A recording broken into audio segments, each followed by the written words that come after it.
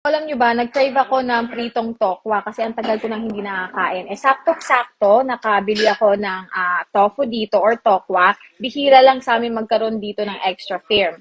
So, imbis na ipiprito ko siya, iluluto ko siya sa air fryer and I will show you guys how I do it. So, i-drain lang natin yung liquid niya, guys. Tapos, papatuyuin lang natin yung yung mismong tokwa gamit yung paper towel. Ito na yung pinaka-tokwa, guys. Lalagay ko lang siya dito sa may paper towel. Tapos, anuhin lang natin siya. I-press down lang natin para maalis yung mga liquid-liquid. Pasensya na maingay dito kasi may nagtutong its dun sa likod. Yung asawa ko at saka yung dalawang Pilipina dito.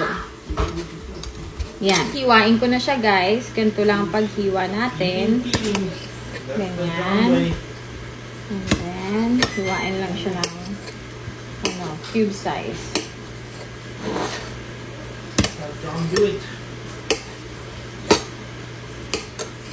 Yun. Tapos, ilalagay na natin siya sa air fryer.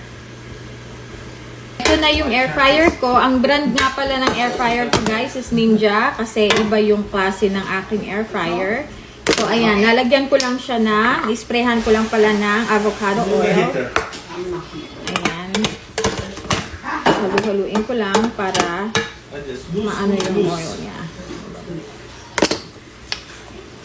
Nandito na siya sa air fryer, guys. Ang temperature pala is 390 and then 10 minutes ko muna siyang iluluto and then i-check ko ulit siya after 10 minutes. So, remember, magkakaiba tayo ng air fryer brand kaya make sure na alam nyo kung ano yung gagamitin yung temperature kasi yung iba mas malakas, yung iba mas mahina. Yan, so 10 minutes na ang nakalipas. Check na natin. Oh, mukhang okay na siya, guys.